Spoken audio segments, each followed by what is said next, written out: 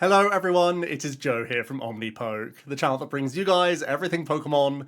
If you're looking for PTCG live codes, make sure you check out the Potown store. You can get a 5% discount on your orders using that code OmniPoke. For today's video, we're going to be going over the top 10 decks in the Destined Rivals format. Locals are coming back on the 1st of July, which means we can start grinding those cups and challenges, looking towards the World Championships in 2026. Now I know the World Championships of 25 haven't yet come about, but this can still be a good testing ground at your locals to try out at least the archetypes that you're looking to play towards the World Championships, and then start thinking about those one or two cards that may not be the strongest within your deck, and how you can insert new cards coming out in the black and white expansions. But for those of you only focused on the 2026 season, these decks are going to give you a great starting point, a great jumping point for your own cups and challenges, so you can start getting some points under your belt.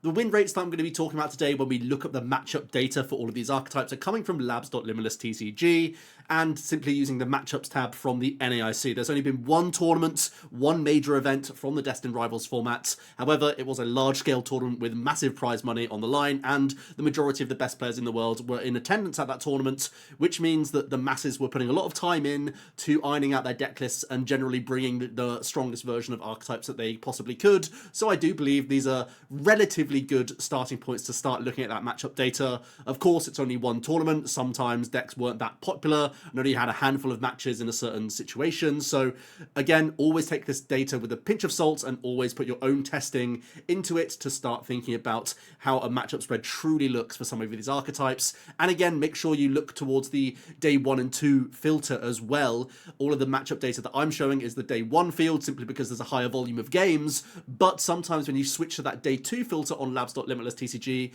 you can see some shifts in those percentages, which means at a higher level, when decks are being piloted to their maximum, the matchups can slightly shift as well. So only use these as a starting point, a little placement really, but that's the point for you to then go and test that little bit more and see if you can squeeze out more percentage points. Let's start off with the day 1 meta share then, because I think this will also translate towards your local scene and how these tournaments are going to be going on in July for the popularity of these archetypes. Raging Bolt was the most popular archetype, followed by Grimmsnarl, then Gardevoir, then Joltik Box. Then we had a couple of Dragapult variants. Actually, if you combine the Dragadusk, Dragacharizard, and Dragapult, I think it comes out around that 500 and something mark, almost 600 mark. So that's also sort of among the top decks. Alongside that Raging Bolt, the combined Dragapult variants are also very popular and would at least be second if not first, but just by eyeballing it right now. Then there's Flareon, then there's 2 Gholdengo variants, which again, if you combine that, it's probably getting just beneath the Joltik Box. And also Cynthia's Garchomp was the only other archetype that reached above that 2% meta share in the day 1 field. Again, I must stress, this is just what people brought to the tournament in terms of popularity, not how well they did. That's what the top 10 is going to help us break down. Let's jump into it then, starting off with Archaludon. And you'll see in the top right corner, I've got the Journey Together points that it's been earned, as well as the Destined Rivals points, because again, only one tournament in Destined Rivals, so sometimes the Journey Together can sort of show the pedigree of certain archetypes, or show that they're sort of rising or falling. And I certainly think that Archaludon had a strange situation at the NAIC where it was really, really underplayed. It wasn't in that day 1 meta share that I just looked at, where it wasn't even 2% of the field, despite it doing relatively well in Journey Together and having a new build coming out in the form of Destined Rivals with the Venture Bomb plus Monkey Dory combination. So I would give an asterisk to the Archaludon in particular here, that the matchup data is difficult to define because there will be some Archaludon builds that may have been poison based, there may have been some that are like Zoro based, so not all of this is necessarily the Venture Bomb Monkey Dory list. However, I do think it definitely warrants its place in that top 10 because it performed very well in the Japanese City Leagues and also did well at the major tournaments they had, the Champions League, which is actually in the black and white format. That's the world set. However, the list I'll be showing you doesn't play any new cards whatsoever, so it shows that this has the staying power to go deep in major tournaments. Even if it wasn't the NAIC, where the Western world didn't really believe in this archetype, it does still show that it has that staying power to compete with the best decks, at least out in Japan when it's a best of 1 format, but still, the top dogs are still competing, and it went very far in that tournament. So I will be showing you a really good baseline for the Arch Bomb list. Just looking at some of the more unfavourables as sort of the hurdles for Archaludon to overcome, There's the Joltik Box, which is still problematic even with Venture Bomb at your disposal. Gardevoir's an awkward one, especially if we're moving from the jamming towers to watchtowers, which some of the more popular lists are doing because of our A-spec choice. Gholdengo is still a difficult one because they have that one-hit KO potential, and 260 is a really awkward number for you to hit. And Zoroark, interestingly, can be an awkward one as well. Of course, you're in that weird standoff of what attack do you deal with so that you play around Reshiram. Both players are sort of trying to do that, where the Archaludon has the Relicanth at its own disposal and the Zoroark has the Reshiram, so it's a bit back and forth between those attacks to avoid the one-hit KO on each other. Let's have a look at the list then, and this got top 32 at the Japan Championships 2025. This was an invite-only Japanese tournament, so some of the best players out in Japan were competing, and it did get that top 32 placement. And once again, this has been really popular in the city leagues in Japan. It just hasn't made it over to the Western world just yet, and there's no real reason for that. To be honest with you, it still feels like it's a straightforward Archaludon build, low to the ground, has high counts of those consistency cards, has those poker gears to help out the support accounts, and it has those 3 copies of Watchtower in there as well to try and be disruptive to the Raging Bolts of the world, the Flareons of the world. Sometimes you can catch some random Squawkabillies napping as well, you know. Sometimes you can just slow down any sort of speedy archetype. So it is a powerful stadium card, and it does help smooth out some of those more awkward matchups where Raging Bolt typically would otherwise like run away with a game with easy one-hit KOs churning and burning. Now you have the Watchtowers to slow them down. You have the Hero's Cape as the A-spec to give yourself even more bulk. That's going to be really handy into the likes of Grimmsnarl, Gardevoir, Dragapult, these sorts of archetypes, where you have Monkey Dory healing in addition to that extra hit points. So you're threatening Turo, you're threatening Relicanth, and you have Monkey Dory possibly pushing you out of even 2-shot range thanks to the Hero's Cape. And then the Venture Bombs help out against the Joltik Box and the Raging Bolt as much as they can, so you do have that extra reach with the Metal Defender. I still feel like this archetype plays quite fairly, but its raw stats of Archaludon is still very unfair and really annoying for a number of the Stage 2 archetypes that like to 2-shot so frequently. You can punish them with Raging Hammer thanks to Memory Dive from the Relicanth, and you can punish them with the Hero's Cape and the healing cards from Churro as well. I think if I was thinking about any tweaks to this list, I do think the 3 Watchtower is quite high. I do think possibly a second copy of Professor Turo Scenario or a third copy of Boss's Orders could easily come into the list. I think one thing I'd experiment with, possibly even cutting the Palpad altogether and maybe the Carmine and going to 2 Turo, 3 Boss, or maybe just cut Carmine, go that second Turo, go that third Boss by cutting Watchtower and then making your space for those additional copies. I think that could definitely be a decent position from this deck list and from what I've tested with this list.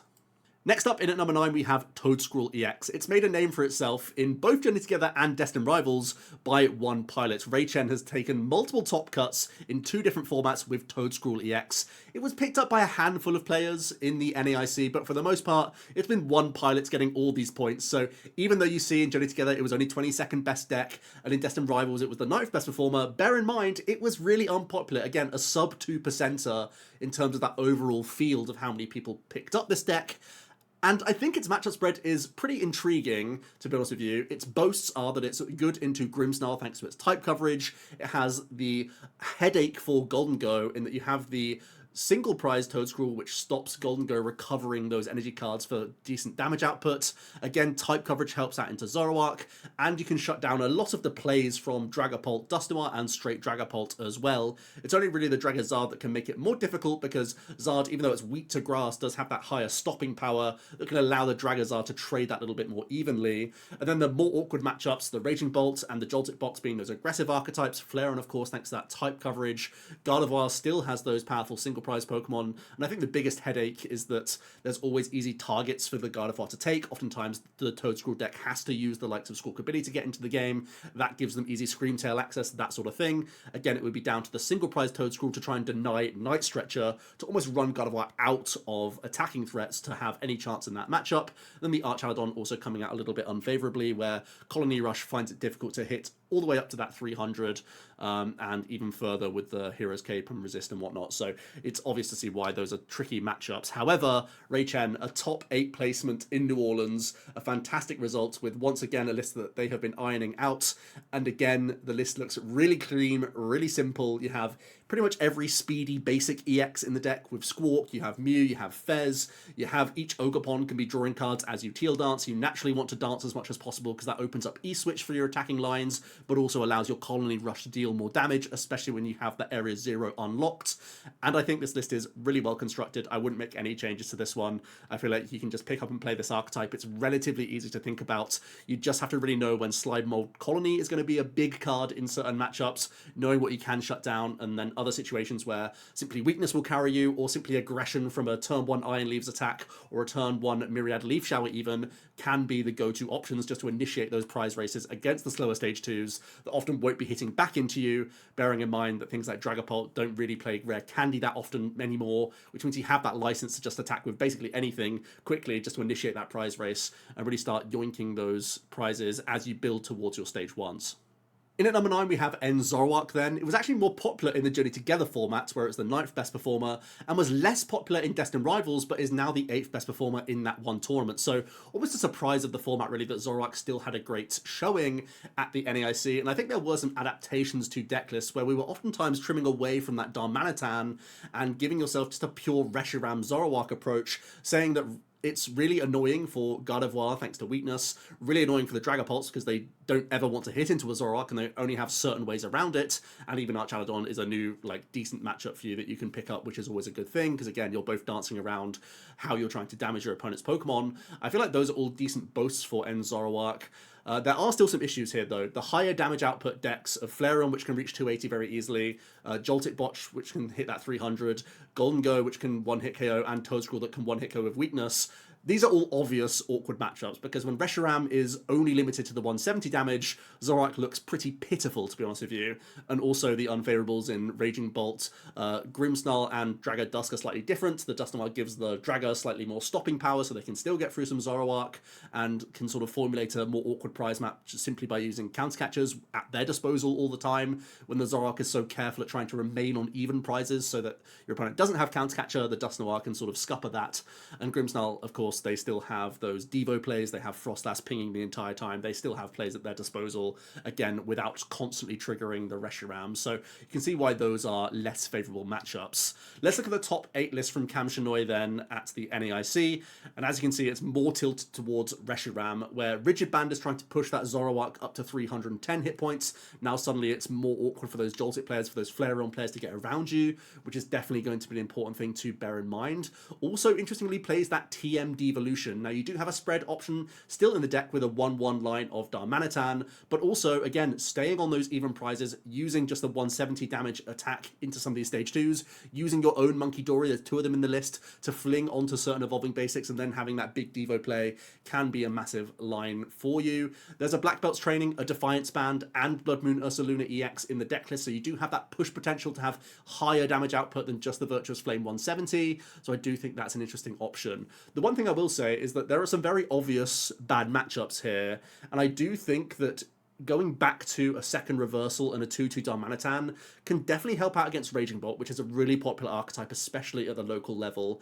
And I also think it can help out against the Toedscruels and the Gholdengos of the world. So I think some of your very worst matchups are because this deck has tried to narrow itself down to just be good into the stage 2s. And I do think trying to find the space for the 2-2 Darmanitan plus second reversal maybe hurts your overall percentages into the stage 2s, but then generally you have a more smooth curve of matchups and not just trying to have that dodge and weave that the matchup spread is currently representing for how it looks. I think if you want to make the space for the Darmanitan, possibly cutting away the PP up, the E-switch, maybe going back to one Reshiram, these are all reasonable options. Again, you can also think about chopping into the Rigid Band and just play one copy and hope that that can help you tank that a little bit more, because I do think Darmanitan is worth its weight in playing those slightly elevated counts. I do think Cam's list is really good and you can still ship this exact 60, but like I said, some of those glaringly bad matchups can be benefited from having the additional line of the Darmanitan in the deck list, so I can see that working out for the local tournaments.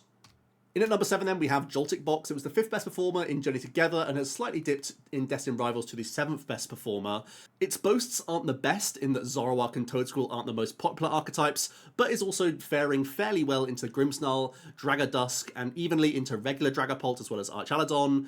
Its worst matchups seem to be Raging Bolt because Slitherwing's a huge issue. It can KO Pikachu via Burn, getting around its ability and then stopping Pheasantipity for draw power on the Joltik player's side, which is real hell. And there's also the Gardevoir as well, well, which is also not looking like the easiest matchup. And then also, for some slightly unfavourables, there's Gholdengo, there's Dragapult, and there's also the Flareon Noctowl matchup as well. The deck list comes from the Japan Championships, where it got a top 4 placement here. However, of course, they are playing in a separate format where they have new cards from Black and White, so I've made the necessary changes where I've cut the Brave Bangle damage mod, which was interestingly only for Galvantula, and also the Air Balloon, which is a -2 retreat rather than the Rescue Board's -1. So I've simply made the flip-flop to Vitality Band instead of Bangle, and Rescue Board instead of Air Balloon, cards we can't play with basically spiritual successors, or predecessors I should say, where the board is still going to help you retreat on the majority of your basics, and again you still have Lati, and you still have Prime anyway, and then the Vitality Band isn't that +30 that you sometimes could get, but it does allow Pikachu at the very least to hit that 310 threshold for Gardevoir, which was one of your more awkward matchups, and then every now and then it's going to help Miraidon hit 230, which is also good in some mirror matches and against other EX Pokemon, and every now and then it could come up with Clefairy in hands as well. So I do think Vitality Band is still a decent option. You could also think about Defiance Band. If you don't believe in the Brave Bangle, I think that's still a reasonable option for you as well. So just a couple tool shifts from what is otherwise a top 4 placement at, again, a really prestigious, large-scale Japanese tournament. So again, a high-quality deck list where really you're just trying to keep things simple. You have maximum copies of the important supporters. You have that one Iono in there, which is surprisingly more easy to find than you would think, because you still have the Mew Draw, the Fez Draw, and Gear. So on the turn where you're actually looking for Iono, you normally have like a 10-card plus dig to try and find it. And because the deck already pulls all its energy out via Crispin and obviously via the Jolting Charge early on in the game, you're actually just left with a fairly slim deck where you've tandem united out your lightning stuff, you've got rid of all your energy cards, then you're just looking at trainers. So typically you actually have good search for this one copy, which is a surprising thing to see when you only see the one in the deck list. But overall, again, very good deck list, more of what we've seen before from Joltik, so it's a great one to just take and accept that it has some more awkward matchups, but generally you're the one enforcing your game plan. You're trying to initiate the race with Ampy very often, and then you have the higher damage output options via weakness of Clefairy and Pikachu being that sort of general catch-all. One thing you may note is that there's no Iron Leaves EX in the deck list, and that could be another card that you could consider coming into the list, but ultimately a really solid shell here from Mahiro. In at number 6 then we have Gholdengo. It was the 4th best performer in Journey Together and dipped slightly to the 6th best in Destined Rivals. I do think that's partially because of that pickup in Flareon. We haven't yet seen it on the top 10, and it is one of your least favourable matchups. Also, you randomly have an awkward time into Toedscruel again, thanks to that slime mode colony. You're slightly awkward into the straight Dragapult, and also not the best into Raging Bolt. Also, you're slightly unfavoured into Grimmsnarl and Dragapult. Your boasts are a decent Gardevoir matchup, as well as being really strong into the Zoroark and Archaludon builds. Again, having that great easy one-hit KO option into both of those, whereas they struggle to one-hit KO you. It's obvious to see why that's the case. Again, if Zoroarks are pivoting back towards a higher Darmanitan, maybe it balances out that little bit more, but I think at least you're happy with how Zoroark is currently shaping up in that situation. And then you have a balanced time into the Joltik Box and to Dusk as well. Let's have a look at the top 64 place from Grant Shen, very well-known player and pilot of Gholdengo for a number of tournaments throughout the 2025 season, so a great person to look towards when looking at that build. And actually, I really love the 60, to be honest with you. I pretty much accept every card and its reasoning within here. The Venture Bomb's trying to help out against Pikachu, but every now and then it can allow you to have Monkey Dory damage if it flips tails on yourself, or, you know, just generally if you flip heads, you're putting it wherever you want to. So it's always giving you that little extra push. That's the nice thing, because you're capped to that 50 multiplier all the time. So every now and then, when you're trying to push to 320 or 310 into some of the stage 2s, you can still allow that Venture Bomb to essentially be an energy card in those situations. So even though it's a tech for Pikachu, it's also like very rarely a dead card, because you get to flip that coin, and typically if you've floated an energy with Monkey Dory, you'll have been able to make use of that damage even if it's flipping tails into you, which is really nice. It still has the Jamming Tower in the deck list, even though it's a 1 count, because you have the Cypher Maniac. You can cherry pick the one-ofs as and when you need to, alongside your coin bonus and recon directive, so you have plenty of access to all of these cards, and you're still just trying to make it rain and cash in on that really high damage output, with typically a 1 prize board state via those TM evolution, now evolving into Drakloak and allowing your opponent to still take that single prize and allow the Gholdengo to come in and just take 3 back-to-back chain KOs. It's very routine for Gholdengo to win races in that sort of approach, and not many decks can always play around that as well. So still a straightforward and powerful archetype that has just enough nuance with the Monkey Dory, with the Turo to get creative, and of course Countercatcher, Jamming Tower. These key pickouts are still going to be really important, and there is of course still the Psychic and Fire Energy within the deck list, so Dragapult still can attack. Oftentimes this is just trying to help out just in case there's a Cornerstone Mask Ogerpon, but at the same time you can find opportunities for, especially with Monkey Dory in the mix or the Venture Bomb, the Phantom Dive to take a multi-prize turn even onto single prize board states, so a good thing to bear in mind in that instance. In at number 5, we have the Flareon Toolbox. It's improved its 7th place performance into the Journey Together format already at the NAIC, with Destined Rivals being the 5th best performer. And its matchup spread is pretty interesting. Its unfavourables include Gardevoir, which may be the most awkward part about the deck. It also struggles into the Dragazard and also Archaludon, with a slightly unfavoured into the straight Dragapult, but even matchups into Joltik, Grimmsnarl, Raging Bolt, and Dragadusk, with favourable times into Zoroark, Gholdengo, and the Toedscruel EX as well. This deck flourishes with its plethora of Stage 1 attacking options. The Sylveon GX gives you type coverage thanks to Lily's Clefairy EX into the Dragapult matchup, and also gives you the Angelite sort of panic option in certain matchups to reconstruct the board state by shuffling cards in from the opponent's side of the field. Sometimes you can do very creative Iono countercatch Angelite plays for comebacks into all sorts of matchups where things haven't been going your way, or the matchup just seems more awkward on paper than you first realise. And of course that Leafeon EX, absolutely incredible card, really good into that Grimmsnarl, that's why the matchup is so reasonable. Also it can give you a healing option into some Dragapult players, especially fantastic if you can take a KO with Boss's Orders or a Countercatcher on something like a Serendipity EX whilst getting that 100 heal in. That can be a massive swing in games. Same thing could be said for the Grimmsnarl matchup. You're hitting for weakness, of course, but of course you can also target down other Pokemon as you have that heal up. And surprisingly, the Verdant Storm as well can deal enough damage into some Gardevoir players if they overcommit. So even though you don't see a Dark type, which we sometimes have seen in the Flareon box, sometimes Leafeon can reach as well if the Gardevoir players aren't careful and are using their Screamtail or getting fruity with their Drifloon at certain times, because you can punish them immediately with a Leafeon Gust KO on their Gardevoir when they weren't expecting it to get KO'd. So that's something you can bear in mind. Speaking of surprising Gardevoir, there is the Gravity Mountain option in Nathan's list, which is a really smart addition, I think. It gives you boss plays onto Gardevoir so that you can get a Carnelian KO as well. So definitely respecting that matchup seems to be the right move. This does seem to be a great stadium card to go alongside your Underdepths, and honestly a more impactful card than Jamming Tower, to be honest with you, because firstly you play Sparkling Crystal, so there's some anti-synergy going on there, but also in the Gardevoir matchup we're seeing them pivot more towards Dark Energy Monkey Dory than having a ton of Bravery Charm, Drifloon, Screamtail, that sort of thing. So it does seem to be the astute call right now to have this approach. I actually really like this list. I wouldn't change a single card from it. A great shell of the EV box here from Nathan and a great finish from them. In at number 4 then, it was Destined Rivals newcomer, the Marnie's Grimmsnarl EX. It still boasts that good Gardevoir matchup. It's also reasonable into Dragadusk, Dragazard, and even into the Straight Pult, as well as Gholdengo and Archaludon. Its more awkward matchups include Zoroark, Flareon, and its very worst are the Raging Bolts, Joltik Box, and the Toedscruel as well.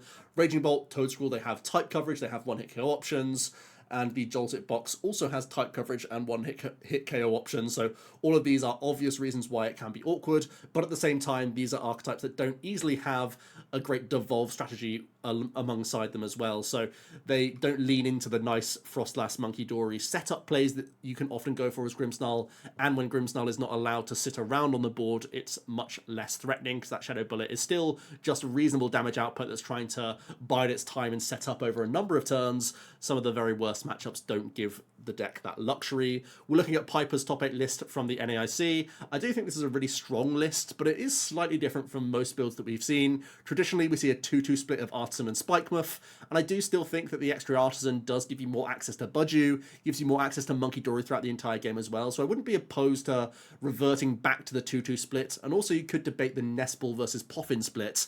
I think in Piper's list, because she's gone for one Artisan, it makes sense to go for 2 Nespal, but if you make the shift back to 2-2 Stadium Stadium, you could then go to 3 Body, 1 Nest if you really wanted to. And I think that's also a pretty reasonable choice. So you still have Arven for Nest Ball for Monkey if you want it, but then the 3 Poffin give you, again, more access to something like Impudent Budju or Snorunt Budju, which I feel like is still just some of the most premium things you can go for. There's still a couple TM Evolution in the deck as well. So again, having more access to additional Poffin just means you have more access to early Snorunt. And we know that Snorunt is sometimes on a clock when you're coming up against Gardevoir players and Dragapult players, because sometimes double Monkey or sometimes the Dragapult attack itself, these can all threaten a Snorunt before it ever gets to evolve. And we do still know that Frostlass is still the best way for you to accumulate that damage and make the most of your Adrenabrain every single turn of the game. So I don't mind changing the Stadium plus Ball Search splits back to the more traditional counts, but Piper had a fantastic result with the exact list in front of you.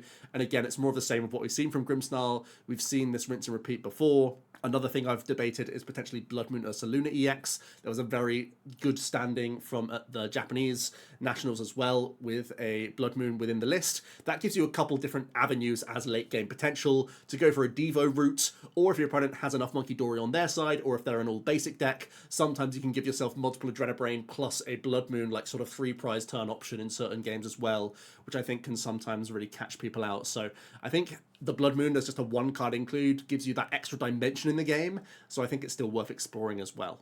Going into our top 3 then, we start off with Raging Bolt, still doing fantastically well. It was the 3rd best performer in Journey Together, continues on that trajectory in the Destined Rivals format as well. It has a few decent boasts here, being strong into Grimmsnarl, good into the Joltik Box, good into Gholdengo, and also good into Toedscruel. It does have a more awkward time into the majority of the Stage 2s though, Gardevoir and Dragazard being the worst of it, and also not having a great time into the Arch Monkey either, and then it's reasonable or slightly unfavored into the Dragadusk, the Straight Pult, the Flareon, and the Zoroark deck as well.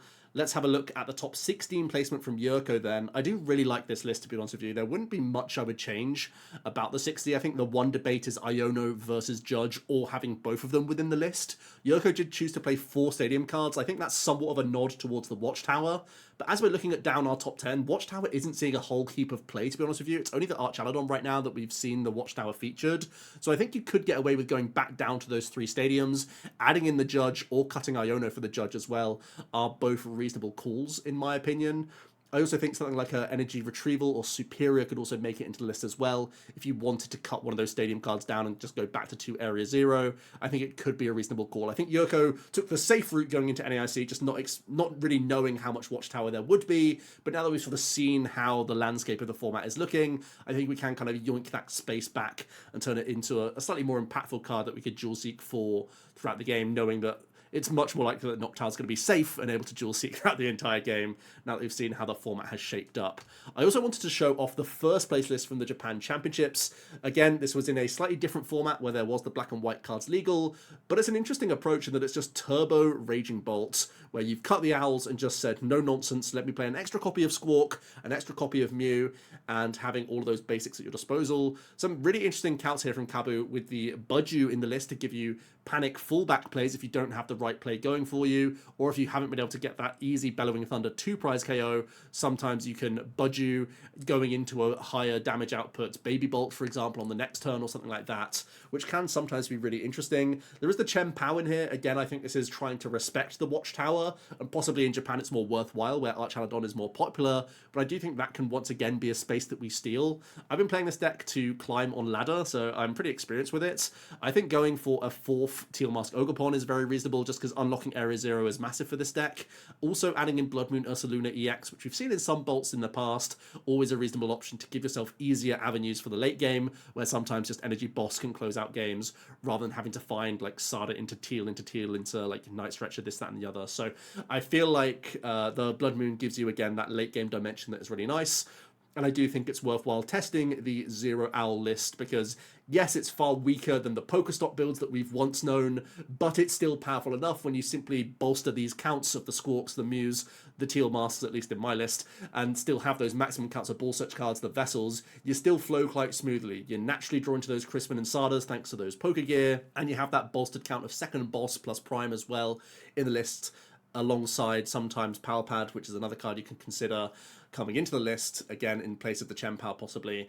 These are easy ways that you can make the list more streamlined and more effective, just to make the most out of it, because I do feel like that's one of the strengths of Raging Bolt, just getting on, cracking on with that prize race and putting the pressure on the opponent. And one of the great things about this all-basic list is that there's not that Noctowl that can be trapped, especially with stamp plays and whatnot. Stamp Countercatcher, Budgie is like a classic play that the Owl Bolts have to face off against and hope that their couple cards are handy. This list has no such thing. There's no let up for the pressure, and Raging Bolt typically gets like 2 or 3 prizes ahead with this list into the stage 2 matchups from my experience, which is typically a good thing when you still have that great stopping power with Bolt to close out games.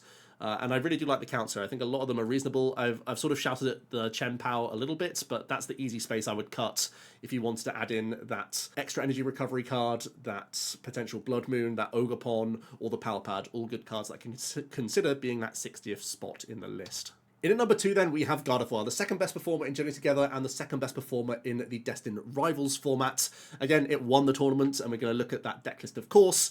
But Gardevoir is still performing exceptionally well, and it's only when you combine all the Dragapults together that it's conquered. If we were looking at individual decks, Gardevoir would be the best performer, so take that as you will.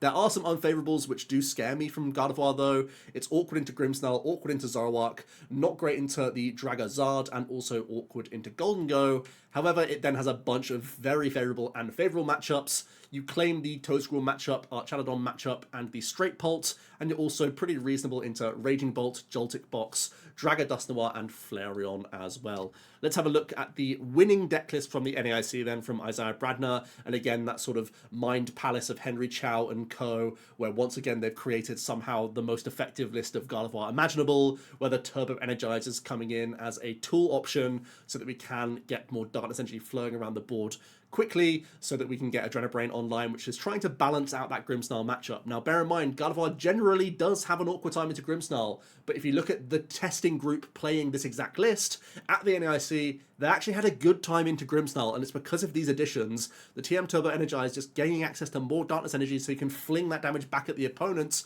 is the turning point. That's what makes Gardevoir at least reasonable into Grimmsnarl. So even if you look at that matchup data, if you look deeper into the data for this exact deck list, that matchup's actually not so bad. It's possibly even a boast for Gardevoir. So bear that in mind when you are going to your cups and challenges, that it's actually pretty reasonable and at least balanced, I would say. And this is just a phenomenal list all round. It has the Screamtail, it has Monkey Dory that can attack, it has Gardevoir, of course, still has the Clefairy Mew combination, which is great for any Dragapult matchup, and of course Mew is a backup draw engine alongside Pheasantipity. Yeah, really consistent, really strong list, a great group of players behind it, so you know this is a really high quality 60, and Isaiah piloted it to perfection. So great stuff to see there. This is definitely the blueprint for Gardevoir going forward. And then in at number 1, we actually have 3 decks. We have the combined power of Dragapult EX. It was the best performer in Journey Together, the best performer in Destined Rivals as well, despite it not winning, because there was still a huge number of top cuts for the multiple versions of Dragapult. So we're going to be breaking down all 3 builds of Pult, the Dusknoir, the Dragazard, and the straight Pult as well. Let's jump into Dragadusk, and again, all the data is just the combined totals here. The matchup data doesn't look that good from Dragadusk from the overall perspective, but it still keeps going so far into tournaments, which tells me it's a difficult to pilot archetype, and still some of the best players are still having great results with it.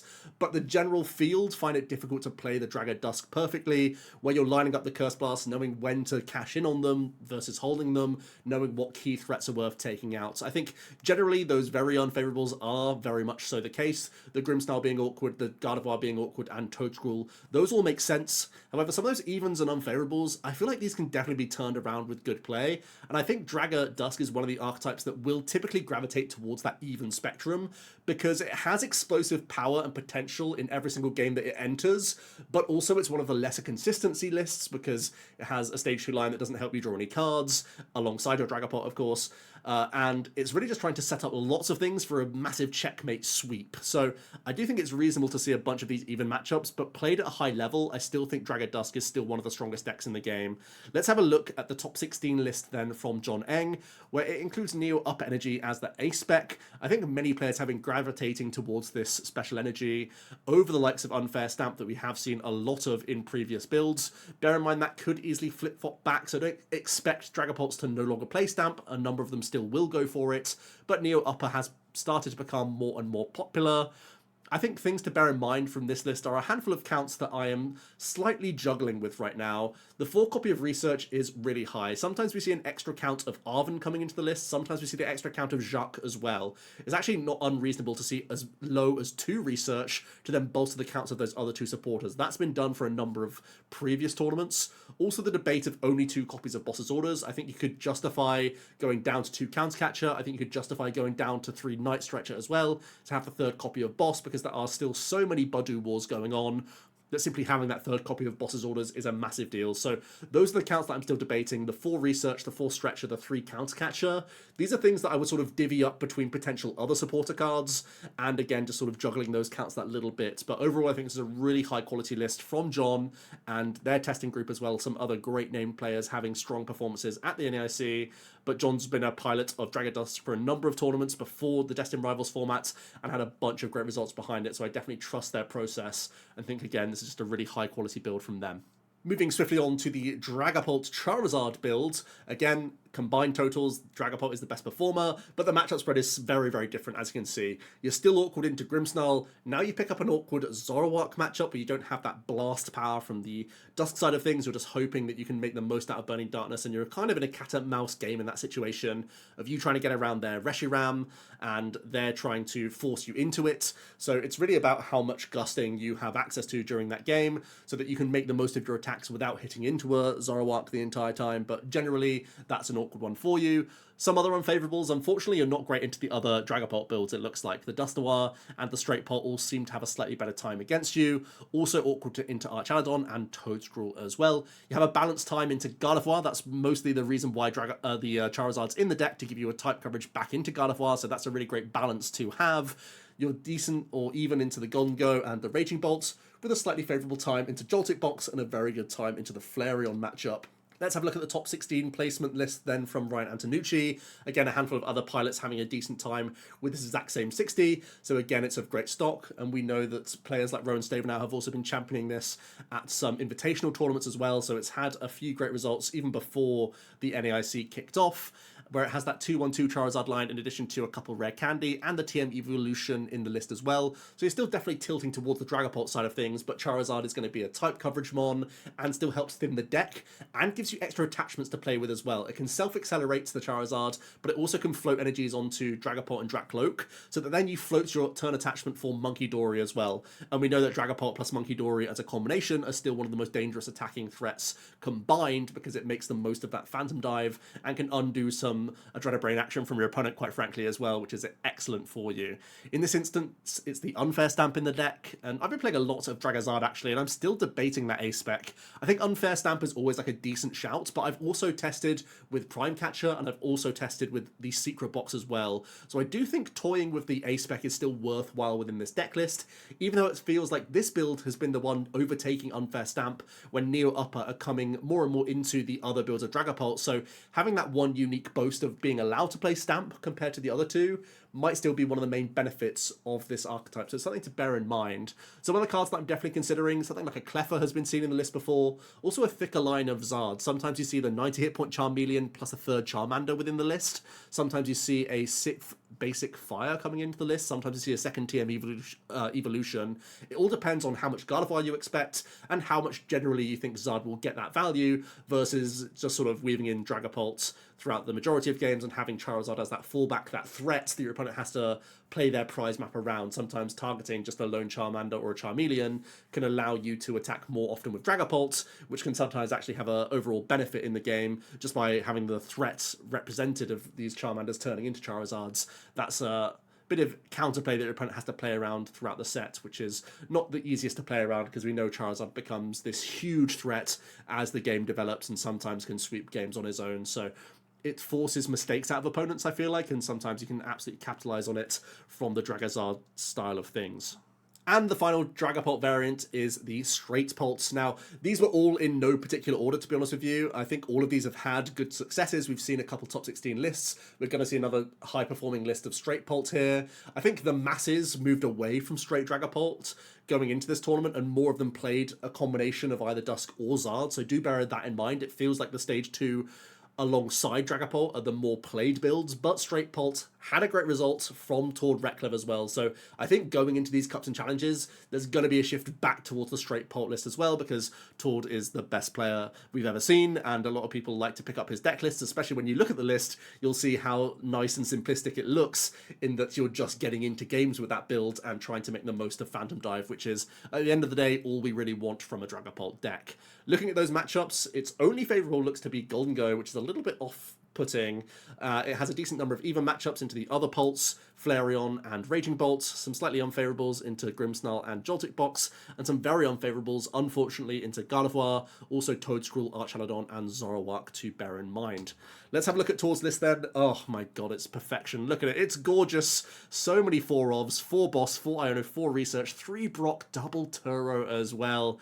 Man, there's a lot of consistency going on here. You have a lot of power spike at your disposal. You have that jamming tower to try and give you a bit of copium into the Gardevoir matchup, I think, and every now and then disrupting some other tools as well. You have the Neo Upper as the A-Spec choice in the deck list as well, which we know is great into the one-hit KO matchup, so you can just keep maintaining those attachments. And again, whenever you attach a Neo Upper and a Dragapult tanks, that grants you that turn to attach to a Monkey Dory during the game as well, which is always a great thing to have at your disposal. There's the backdoor counterplay of 3 Countercatcher, 4 Boss plus Maractus. So against certain aggressive decks, you will just try and corner the game away and say that if they run out of their Prime Catcher and their 1 Turo or their 1 Iron Leaves play, sometimes they can just lose on the spot, with corner being inevitable way to win the game when you have Dragapult able to sweep up sometimes a 6 prize turn once you've trapped enough things over enough turns with corner. So again, Tord has just kept it as simple as possible, just try to play the game as much as possible with maximum counts of those ball search cards, ridiculous amount of supporter cards, and just saying that, hey, Dragapult and Recon Directive are busted, we can make this work. Really impressive list from Tord. And if you're not satisfied with the top 10 decks themselves, there may be a couple of decks on this list that you would like to try out. Cynthia's Garchomp, there was actually a decent number of representation from certainly some European top players of Garchomp, and there were also some solid Day 2 performances. So there is something alongside this Stage 2, although I do think there are still better options out there. Dragapult, Zoroark, again, being brought by Stefan Ivanov to the NAIC to a pretty reasonable placement, where it's again trying to do the same thing as Dragapult Charizard in that you're balancing your type coverage with the dark type in Dragapult's sort of coverage, but then you have extra draw power with trade generally, and Reshiram is just a good annoying Pokemon for other Stage 2s to deal with. I feel like there is definitely something between these two combinations of cards. I think it's getting better as well as we look towards the black and white set. Honestly, I think this is a great Worlds pick, where these two seem to be a great synergy, to be honest with you. Other dark types, there's Roaring Moon, the Poison package, kind of went away at the NAIC, but it did have some great placements just towards the end of Journey Together, and I do think there's still a lot of reason to like the Poison package, definitely into some of these Stage 2s that rely on Pheasantipity to get themselves into games against the aggressive decks. There was a really cool Ogre's Mask, Teal Mask Ogerpon deck where it has a lot of E-switches, it had lots of Teal Dance available to it, and again, you would just try and Squawkabilly and draw a bunch of cards to get early aggressive attacks, sometimes with that Wellspring Ogerpon. Kind of feels like a new way to play the Owl build of Terrabox, but it's much more explosive, if that makes sense. It's like a turbo approach, trying to get turn 1 cheese strats with Wellspring that your opponent may not be ready for or anticipate. So I do think that would be some fun if you wanted to have at the local level. Equally fun, the Ho-Oh Armarouge archetype, where you have a toolbox of crazy attackers. And for other interesting single prize lists, the Ethan's Typhlosion is also a great shout. That's just a handful of other decks that I would be considering going into these local events. Of course, play what you want to play at these tournaments. These are the events where you can have fun and experiment. But of course, Worlds is still right around the corner, so if you're going to be attending the World Championships, these local events can still be a great testing ground for you, with archetypes knowing that only a handful of cards can be added into the deck before the World Championships to make those changes and possibly make these decks more powerful as well. Let me know what you guys thought of the top 10, the matchup spreads of some of these. If you agree or disagree, I'm always welcome to debate it down in the comments below. And I hope you enjoyed the video, and I'll see you tomorrow for another one. Cheers.